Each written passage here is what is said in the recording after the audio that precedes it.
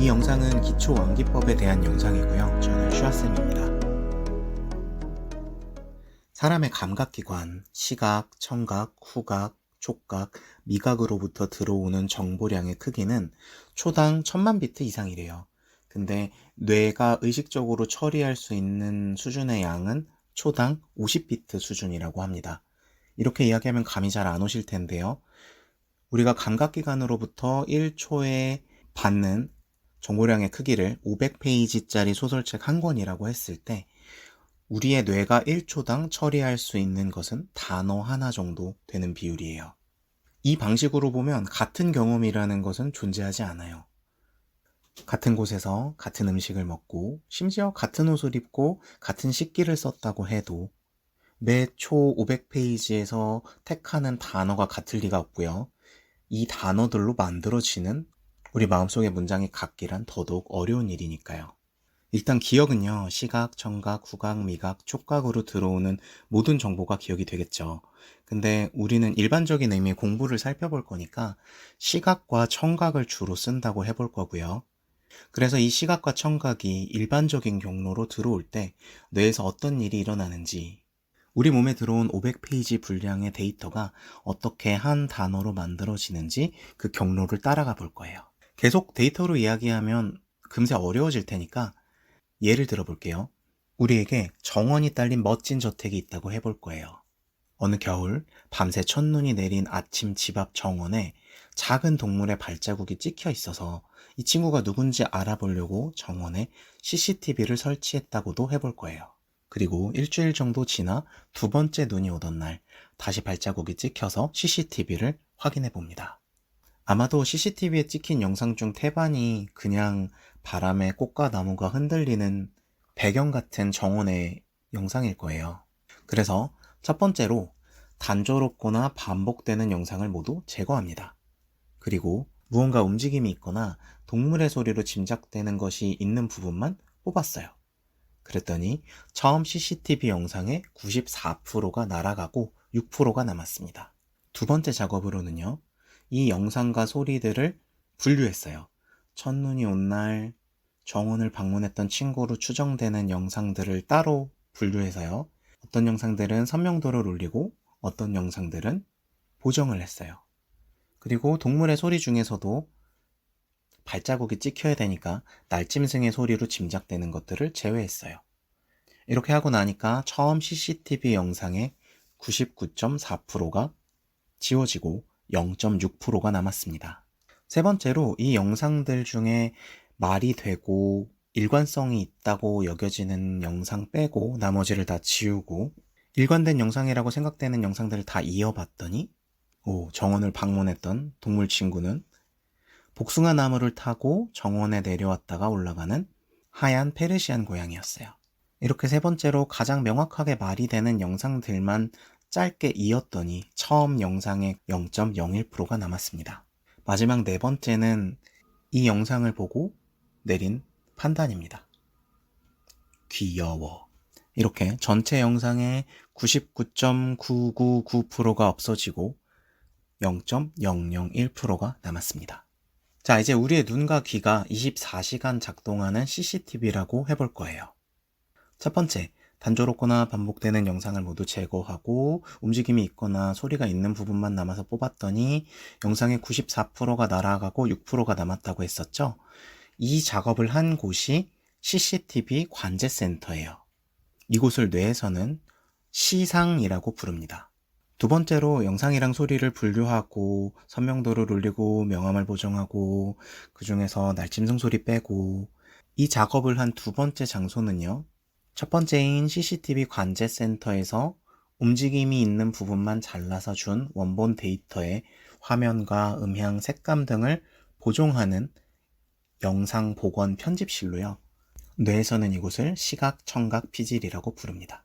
세 번째 작업은 쓸만한 영상들을 말이 되는 영상들을 하나로 다 이어서 맞춰보니까 복숭아나무 타고 다니는 하얀 페르시안 고양이였다고 했잖아요.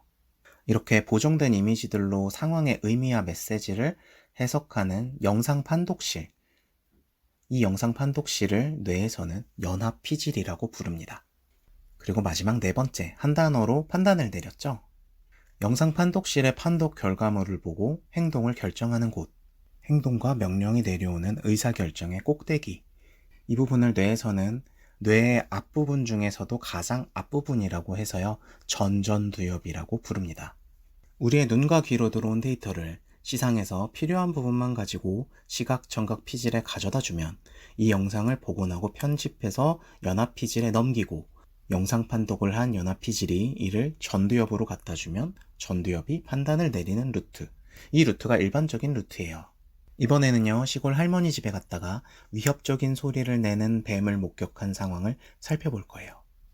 감각기관 CCTV에서 들어온 데이터를 시상 CCTV 관제센터에서 뱀이 있는 영상만 잘라서 영상 복원 편집실 시각, 청각 피질로 보내면 뱀의 색깔들 사이에 대비를 최대로 올리고 볼륨도 조금 올리고 끝에 에코 처리를 한 다음에 영상 판독실 연합 피질로 보내서 이것은 곧 공격을 할 예정인 위험하고 큰 뱀입니다. 라는 보고서를 마지막 결정실 뇌의 전전두엽으로 보내면 뇌는 명령을 내릴 수가 없어요. 이미 죽었거든요.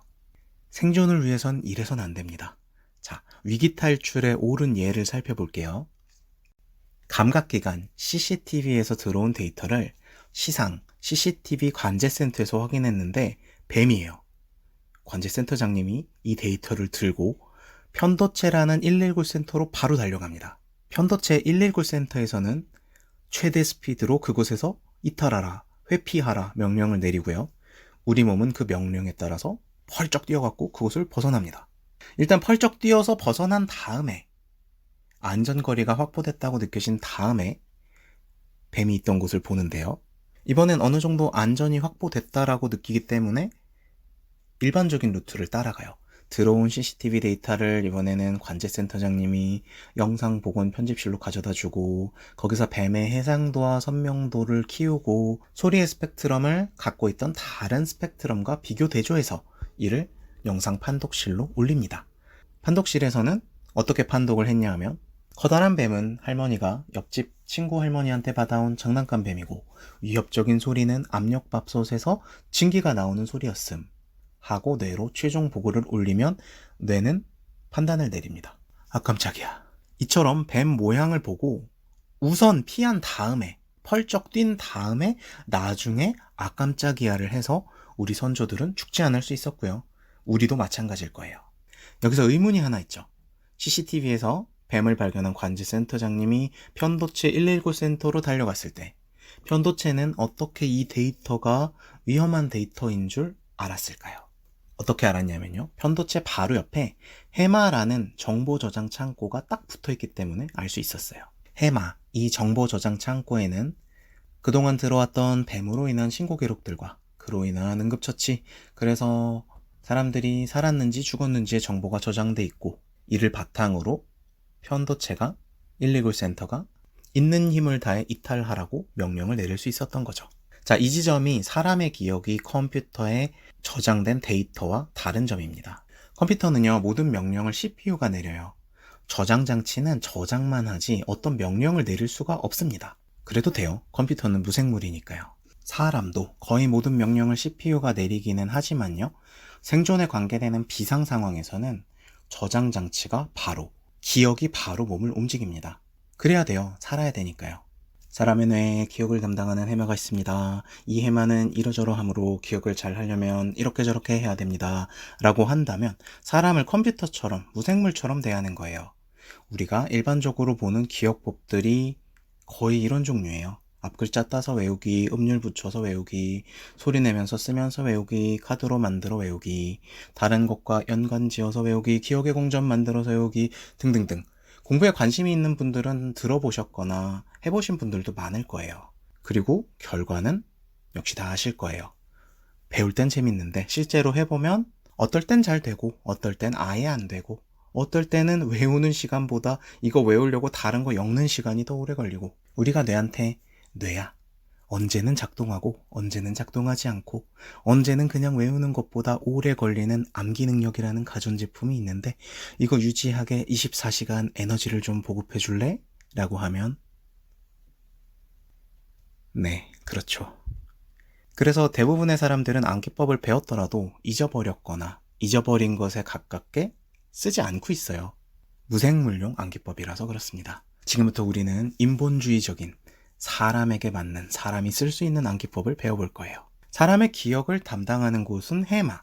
맞아요. 해마 정보저장창고가 맞습니다. 그리고 이 옆에 사람의 감정을 담당하는 편도체 119 센터가 딱 붙어 있습니다. 현실에서는 행정안전부의 위급상황신고 119와 보건복지부의 생활고민상담신고 129 등등처럼 번호가 다 나뉘어져 있지만 뇌에서는 모든 감정과 관련된 데이터를요, 편도체 119 센터에서 취급해요. 그래서 지금부터 편도체를 119 감정통합센터라고 부를 거예요. 그러면 다시 해마 정보저장창고와 편도체 119 감정통합센터는 다른 기관이지만 마치 한 기관인 것처럼 서로 딱 붙어 있어요. 그래야 목숨이 위험한 순간에 이 둘이 파박 해서 목숨을 살릴 수 있겠죠. 이 둘이 붙어 있기 때문에 사람의 기억은요, 감정, 기억, 연합의 상태로 움직입니다. 그리고 이 감정과 기억의 조합에 따라서 기억의 강도가 달라져요. 이 둘은 적절한 비율로 조합되었을 때 최상의 상태를 유지하는데 이 상태를 반반, 감정 반, 기억 반이라고 해봅시다. 제가 여러분들에게 무언가를 암기하는 사람의 모습을 떠올려 보시겠어요? 라고 하면 어떤 모습이 떠오를까요? 시선을 고정하거나 눈을 감고 있는 무표정한 혹은 약간 초조한 혹은 자신 없는 표정으로 무언가를 중얼거리거나 쓰고 있는 사람이 떠오를 겁니다. 왜냐하면 앞서 말씀드렸듯이 우리가 알고 있는 널리 알려져 있는 암기법은 말 그대로 암기하는 방법만 다룬 무생물의 암기법이니까요. 이걸 실행하고 있는 사람의 모습도 스피커가 고장났거나 렉이 걸린 컴퓨터 같은 모습을 띱니다. 이런 무생물 같은 모습으로 무언가를 암기를 하면요, 장기 기억은커녕 중기 기억으로 넘어가지도 못해요. 단기 기억이죠. 왜냐하면 감정의 상태가 너무 낮아서 기억과 둘이 조합을 했을 때요, 굉장히 낮은 퀄리티의 감정, 기억, 복합체가 탄생합니다. 그래도 요즘은 많이 없어지긴 했는데요, 아직도 학원가나 동기부여 강의 같은 데서는 자주 사용되는 말 중에 죽을 것처럼 간절히, 이것에 목숨이 달린 것처럼 간절히 그래야 외워진다 같은 말이 있는데, 이거는 방금 말한 케이스의 정확히 반대 케이스예요. 여기는 감정 상태가 너무 높죠. 너무 높은 상태의 감정 혹은 스트레스를 기억과 조합시키면 굉장히 낮은 퀄리티의 복합체가 탄생하는 것을 넘어서서 과도한 감정과 스트레스가 기억을 다 태워버려요. 공부를 하는데 공부가 잘 안 돼서 눈물이 뚝뚝 나고 막 화를 내고 책을 집어던지는 친구들을 보면서 가끔씩 어른들이 저렇게 독하게 공부해야 성공한다 하실 때가 있는데요. 이 친구들이 하는 활동이 코어를 늘리는 진짜 공부면 네, 어느 정도 참작할 구석이 없지는 않아요. 근데 만약에 이 친구들이 하는 활동이 암기였다면 책을 보면서 울거나 화를 낼 시간에 차라리 친구들이랑 놀러 가거나 잠을 자는 게 암기의 관점에서는 훨씬 도움이 돼요. 그럼 암기에 좋은 감정 반, 기억 반 조합에는 뭐가 있을까요? 제가 생각하는 최상의 감정 비율은요, 다른 사람의 믿음 15%, 자신 스스로에 대한 믿음 15%, 호기심 20% 합쳐서 50%가 되면 이 감정을 기억과 조합했을 때 가장 좋은 복합체가 나오지 않나라고 생각해요. 지금 50% 중에 30%가 믿음이죠. 호기심 20%가 없어도 이 30%의 믿음만 기억과 조합해도 평균 이상의 꽤 괜찮은 복합체가 탄생해요. 그래서 제가 첫 영상에서 암기에서 필요한 것은 믿음이라고 말씀드린 거예요. 자, 이 믿음이 두 가지니까 이 두 가지를 자세히 뜯어볼게요. 자기 자신에 대한 믿음을 우리는 흔히 자존감이라고 불러요. 자존감을 높이는 방법에 대한 책, 자존감을 높이는 방법에 대한 강의 너무 많죠. 근데 자기 자신에 대한 믿음이 없는데 책이나 강의를 보고 스스로에게 자꾸 용기를 준다고 해서, 스스로에게 자꾸 믿는다 하고 힘내라 하고 한다고 해서 이것이 생기지는 않아요. 왜냐하면 자기 자신이 스스로에게 나는 나를 믿어 라고 했을 경우에요, 뇌는 이것을 감정 신호가 아니고 논리 신호라고 해석합니다. 편도체는 119 감정센터라서 감정 신호에 반응하거든요. 근데 이거는 논리 신호니까 영상 판독실이나 전전두엽이 반응을 해요. 암기를 하기 전에 나는 할 수 있다, 나는 나를 믿는다, 나는 이것을 외울 수 있다, 아무리 해봤자 논리 신호라서 편도체의 감정은 올라가지 않고요. 결국 감정과 기억을 조합했을 때 그 전과 크게 차이가 나진 않아요. 그래서 자존감의 출발은 나를 믿어주는 사람을 옆에 두는 게 출발이고요. 암기의 출발도 나를 믿어주는 사람을 만났을 때부터가 시작이에요. 그러면 이제 내가 나를 믿는 거 말고 다른 사람이 나를 믿는 믿음 15%를 봅시다. 누군가가 나를 믿는다고 하면 나도 나를 못 믿는데 이 사람은 나를 뭘 보고 믿는다는 거지 같은 생각이 떠오를 것 같아요 라고 말씀하시는 분들도 계신데, 막상 이런 분들도 누군가로부터 얼굴을 맞대고 나는 너를 믿어 같은 이야기를 들으면 그 순간 도파민과 옥시토신이 분비됩니다. 이유는 두 가지인데요. 첫째는 우리가 타인으로 받는 메시지 중에 메시지 글 내용 자체가 차지하는 비율은 30%가 안 된대요. 나머지 70%는 목소리의 톤, 말하는 방식, 표정, 몸짓 등에서 나온다고 하죠. 그래서 나를 믿는다고 말하는 사람의 목소리 톤, 말하는 방식, 그 안에 담긴 어떤 진심이 느껴질 경우에 우리는 이걸 정서적으로 받아들이게 되고요. 그리고 두 번째는 긴 인류의 뇌 발달 역사상 인정, 지지, 격려는 대표적인 정서 신호로 분류가 되어 있어요. 그래서 나는 너를 믿는다는 말을 들으면 논리 검토는 거의 일어나지 않고 정서 반응이 일어납니다. 그러면 편도체 119 감정통합센터에서 동기부여를 위한 도파민과 신경 안정을 위한 옥시토신을 내보내요. 그래서 아무것도 없는 상태, 기초를 위한 최소한의 암기가 필요한데 정말 아무것도 없는 상태에서는 일단 이 15%를 계속 지지해주는 100%의 셈이 필요한 거예요. 이제 스스로를 믿는 믿음 15%만 있는 경우랑 누군가 나를 믿어주는 믿음 15%가 있는데 스스로도 나를 믿는 믿음 15%가 있어서 30%가 되는 경우, 이 두 가지를 살펴볼게요. 우선 첫 번째, 아무도 나를 믿어주지 않을 때 스스로가 스스로에게 말해주는 믿음 15%, 이것에 관한 이야기가요, 작심삼일이에요. 자기 생각이니까 논리회로를 따라간다 그랬죠?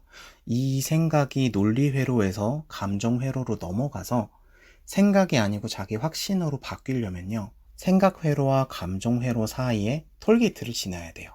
이 톨게이트에서는 통행요금으로 너의 믿음에 대한 증거를 요구합니다. 작심삼일의 첫날은 첫날인데 성과가 없죠.